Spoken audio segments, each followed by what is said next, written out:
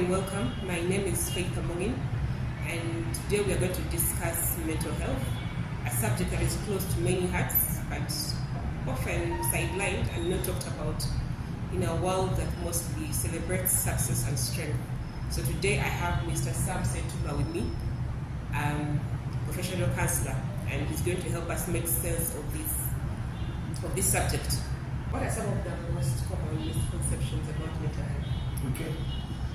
I know you asked to improve misconceptions, but there's one major one I want to discuss, and it has something to do with stigma.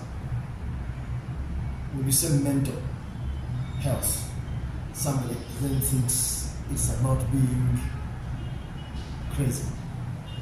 Some people call it the wires do what, you know. Some people say unwell.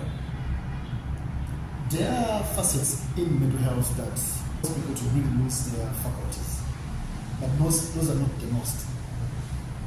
There are others many of us experience, like stress, like pressure, and stuff like that, which don't necessarily make us lose our faculties, but they affect our moods. Sometimes mental health just deals with our inability internally to cope with external challenges. And coping here is our mental strength and our emotional strength. So thoughts and emotions basically constitute mental health. So misconception when you say mental health, but in many cases, mental health does not result in people not having their faculties right. It's only a very small facet of mental health that gets us sometimes to lose consciousness of the real world and stuff like that, and that one is normally medical. But a big chunk of mental health is simply being overwhelmed by the current environment, and we can be helped to cope. So what are the signs that someone is struggling with mental health? Okay. Typically, let me talk about the common manifestation of depression, for instance. Let me say, Faith, you loved a certain sport, cycling, and not all of a sudden, but gradually, you lose interest. And your friends are calling you, say, I'm not interested. It looks like it's a one-off, then it persists. So loss of interest in things we were interested in before is what is a major sign that something is not right. Sometimes not sleeping, insomnia, and it's not a one-off, but you find yourself not sleeping over many days and it becomes months. So, in a nutshell, loss of interest, hyper-reactions to situations which people react to normally, like being startled all the time, you are jumping up, you hear something small dropping, you are jumping up. Some of the things, insomnia, loss of appetite, change in mood. So I've just tried to touch here and there about the signs that something's not right, but it is a very wide area. So many people usually fear to come out and talk about their mental health, their inner struggles. So how can communities initiate these conversations and normalize them for people to come out and speak? So we're dealing with culture, that means it's cross-cutting. Many people in the culture believe so. We need champions. Champions in the community who can first of all go out to learn and understand these conditions and take on a job of educating the community. So a lot of education is critical. Personally, I meet a lot of people, and a parent says, I don't understand my teenager.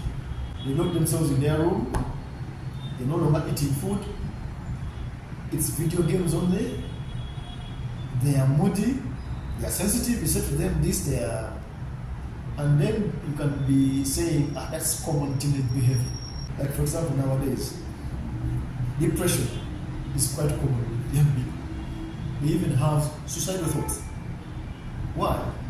Because of the pressure that the world is putting around youth, and they don't have the resilience to put up with it. Communities have to have champions who go to understand mental health and then communicate as much as possible. I don't think we need to stop the campaign. It's okay not to be okay. Speak up. It's okay to seek for help.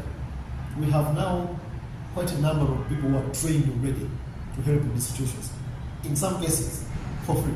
There are organizations like Uganda Counseling Association, Mental Health Uganda. What are some of the effective ways to support someone who opens up about their mental health? Okay, that's a very good thing. If you ask a counselor that question, we'll be in our zone. Don't judge them. Listen to them and don't judge them. If I listen to you, Faith, and I don't judge you, you will know. Just listening and not even trying to give you advice. Just listening to you. Asking, how does it feel? Human beings, we are wired like that. We seek to be understood. We seek to be heard. And that is the first line of healing.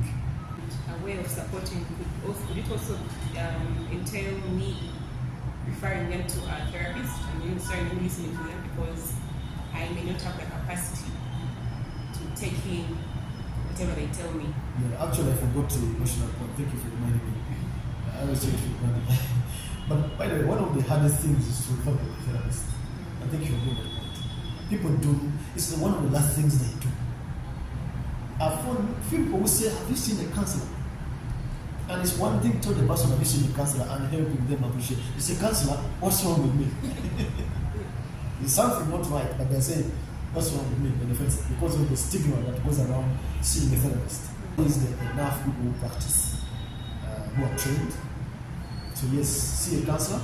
How does one find the right therapist? When they are obsessed with the fees, of course you're going to pay for the service by the time you've come. But you can sense that the question of money is at the front of their head, their minds. Be careful. But if you go to a therapist also and you feel they are judging you, some of them tell people that things like, but you're not the first, not the last. That is the bad. If you go to a therapist and you leave feeling worse than you came, then you're not being helped. Don't go back. Red flag. How can we challenge stigma surrounding mental health in our daily lives? Okay. First of all, we must be the first example. Yes. Let us defend those who are not okay. Because tomorrow, it just might be you. Be the one who cares for people like in the workplace. Be the one who supports people and say, are you alright? Are there cultural considerations to keep in mind when discussing mental health? Somebody has bipolar and then they say, yeah, those are the ancestors coming back. I have seen families in those suburbs where all the children have some kind of mental health. And people say the demons have made these people mad. Culture sometimes can have an effect on how mental health is approached and appreciated. So culture is a big issue, especially around witchcraft and stuff like that. And the more education we give, the better. What are some of the most, or let's just say, effective self-care practices of maintaining good mental health? But generally, sleep enough. Recommend 8 hours. Sometimes it's difficult, but make sure you find some time to deal with your sleep debt, because sleep makes the brain reset, relaxes muscles and so on. So it helps with relief from stress. Sleep. So if you don't sleep, you are causing stress to your body, to your mind, and that might be fertile ground for you to gravitate into worse situations. Good diet. Or entertainment. Somebody, there are these programs where you're always watching somebody disappeared, murdered, and those are things you're supposed to in very big doses. That may eventually not be. Have some relaxation, have some fun, and avoid too much alcohol. What are some of the strategies for building coping skills and resilience over time? Okay, avoid stress as much as possible by balancing your life with some positive things. Cultivating good social networks. You have friends, genuine friends, can support you. Some people you talk to when things are not, you're not feeling well, things are not going well, there's pressure at work, and they can give you a shoulder. Okay, thank you, Sam. there you have it. We hope you have learned something or picked one or two things from our conversation. Like I earlier said, it is okay not to be okay.